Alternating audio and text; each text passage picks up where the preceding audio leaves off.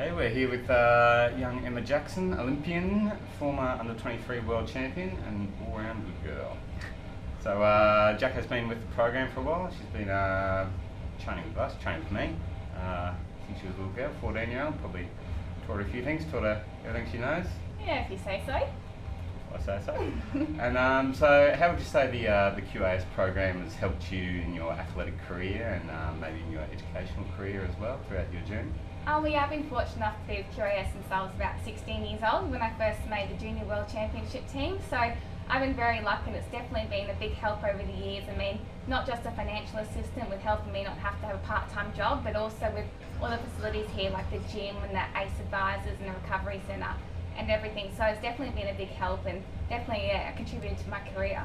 Great. And your career, what would you say your career highlights have been thus far? I'll definitely say, training with Dan Wilson would definitely have to be one. And more importantly, probably the London Olympics coming 8th in 2012 would definitely have to be my career highlight so far. So I've been training with Jacko now since she first was into the sport. It's been a long journey. I've seen her develop from a little junior to a 23 and an Olympian, as we mentioned. So who would you say has been your biggest inspiration throughout your sporting career? Your sort of a mentor, I guess? I definitely look up to some athlete like Roger Federer, who just has dominated his sport since he began. Yeah. What about in more triathlon sort of? Probably more Emma Snow still being our Olympic champion and multiple world championship medalists. You don't really more day-to-day sort of person. You know, someone that's there session in, session out, maybe. I definitely wouldn't say Dan Wilson, but probably someone else in our squad maybe. But he's definitely at the bottom of my list. Yeah. Jokes, Wilson. No, you've been a very big inspiration. So no, it's been great having you, training alongside you, and looking up to you as the years gone by. That's all from us. Thanks very much. Good job, Brownie. Another set there, mate. Thanks, you've been on that bar. Yeah, just pumping him out. It's going really well. Yeah, good job. All right, we're here with Matt Brown, young under-23 triathlon prodigy. How long have you been in the QAS now for, Brownie? I've been in the QAS since 2011. After Beijing Worlds, Dick saw a great race and Mossy asked me to join.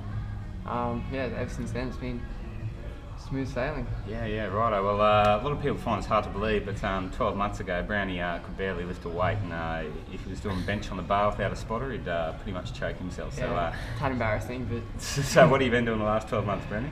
Well, especially the last 3 months, I've been doing a massive gym block, just getting stronger, getting used to pumping weights.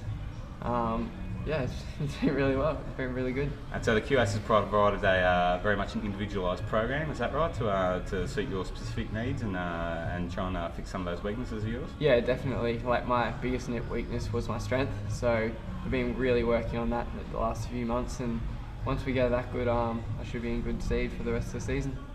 This guy's a machine. Yeah. All right, thanks, Brownie. Thank you. Get back to it. All right, so we're here with Steve Moss, head coach of the QAS program and my personal coach for the last 10 years it's been, isn't it? Yeah, about 10 years or so. Yeah, so it's been a long time. Long 10 years. Long 10 years, very long. So what's been your philosophy over the years about it? It's mainly under 23 and junior program. What's been your philosophy about bringing athletes through and trying to develop them into senior athletes through the program? Yeah, look, I've always had a long-term philosophy. It's never been about instant recognition and reward. You find, you need to have the athletes achieving all the time, but it's continuous improvement and finding their weaknesses and making that their strength rather than enhancing their strength already, which is much more a holistic sort of long-term approach rather than sort of instant success. That's right. I go for a far more holistic approach, ensure that we work in all the areas, not just of the individual sports, but as a person as well. I like to work on the athlete as a person, and I believe good people make good athletes.